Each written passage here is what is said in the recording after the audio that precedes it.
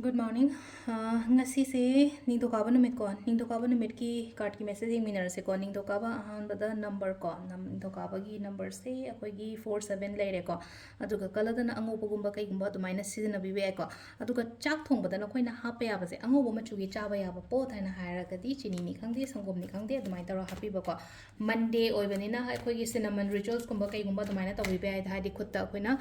cinnamon gumba katang hapaga blow toshan ba hai tar ai gi dukan or natraga ai yum da ko mai tar ko adu da malere ko ado pai ahan bada ko hari card hum ko tong thok charage ko card hum sidagi card ma khanbira se ko card number 1 card number 2 and card number 3 ko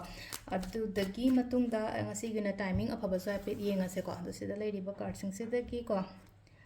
ahan ba ani shuba ahum chubo ko first card second card and third card ko first card khan bangai yenga se ko first card khan bangai shi lei se ko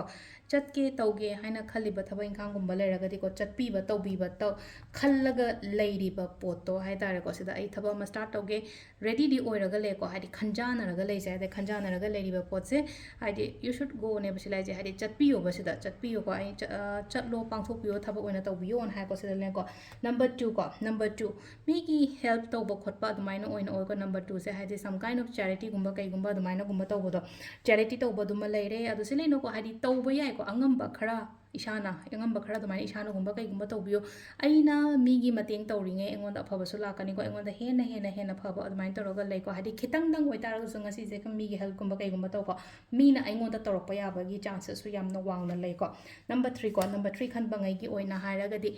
energetic oi ko ngasi gi numit se yamna hadi energetic ambitious ai tauba tang ngamani haibagi energy amaga loina na thabak che changi basida aduna chatpi yo smaina hadi positivity amaga loina na ko adu sida leire ko khoi gi card ki message na ko timing so haipe haijara ke ngasi gi na timing se pung 3 ga minute kun taru ko ayuk se 3 ga minute kun taru teina taru ka minute mapan paung leire da yi mutare ka min yankai ma thoide na mapan ga minute kun 3 paung leire ko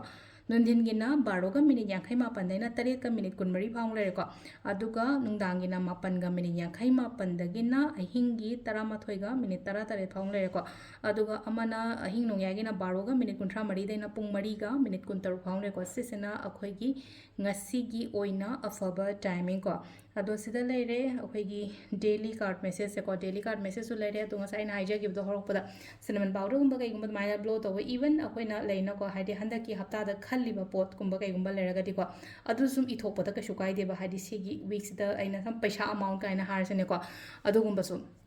बेलिफ्ता कईदगा इब खोटपा ma'am हंदकी weeks दैना तानगे काइना खनबा दुकान फंबा specially दुकान फंबा मीगी ओइना हारगदि अदुमाइना ओइना ओइगनेको amount तो अखोइना manifest तौबो खोटपा अदुमाइना गुम्बा तौबिबे को अदु सिदा लेरे खोइगी daily card message ma'am thank you